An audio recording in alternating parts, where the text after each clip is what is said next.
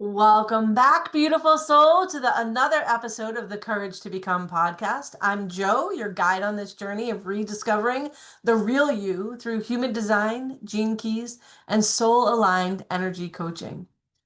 Today, I'm diving into one of the most common and often paralyzing wounds, which is the fear of failure and feeling of not being good enough. Now, I just want to reiterate with all of you that I do this because I have felt these things myself. I have been through this. I have been working on these wounds. Now, to say that I'm fully healed would be a lie. I don't know that anybody ever gets fully healed, but I am definitely in a much better place today than I was just 5 years ago through the work that I've done through my human design and understanding myself on a much deeper level. And so that's why I'm here talking about this with you. Maybe you felt like no matter how hard you try, it's never enough. Or maybe you've tied your worth to how productive or successful you are. Or maybe you've been stuck in the loop of over-efforting and still feeling unseen.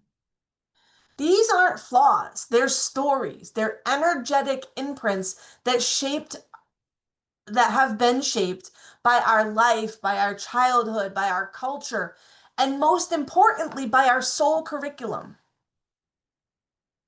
The fear of failure and not being good enough are often rooted in early childhood moments where love and approval felt conditional. We internalize those moments and begin to believe that success equals safety, perfection equals praise. But what if failure isn't a punishment, but a portal? Every time we feel like we're not enough, life is inviting us to remember who we truly are beneath the story. These fears aren't signs that you're broken, they're your soul's breadcrumbs, pointing you to the areas where your power is waiting to be reclaimed.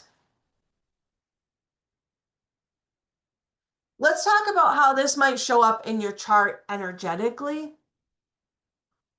If you have an undefined heart center, this is the center of willpower, worthiness, and proving.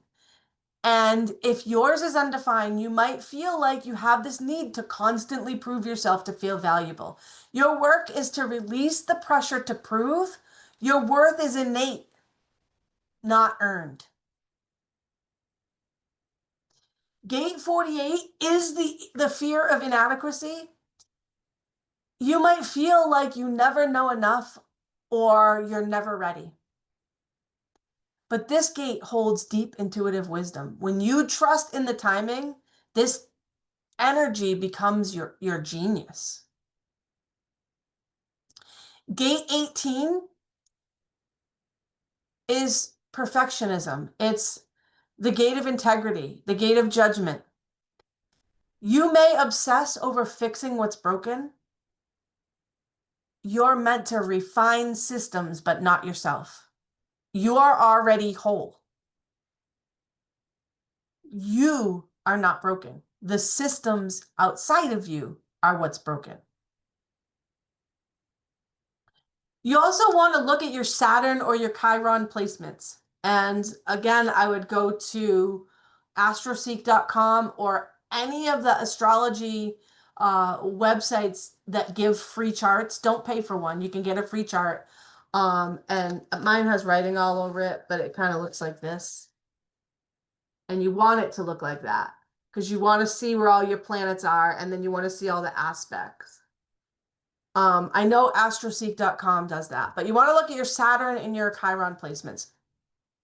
These are often going to highlight where soul worth lessons run really deep. So you want to check your chart because your pain is a path to your healing. So if you have Saturn in your second house, this can hit your self-worth. So I have Saturn in my second house, and this one hit me hard. If you have Chiron in Leo, this is a wound around visibility and recognition. Or if you have a heavy Virgo signature, Virgo's about perfectionism. These placements can amplify feelings of inadequacy, but also hold your healing codes. So just make sure that you're practicing awareness and you're paying attention to what might be holding you back. These fears are not signs that you're on the wrong path. They are the path. And when you embrace that, they refine you. They don't define you. When you honor your strategy and authority, you can begin making decisions from alignment and not fear.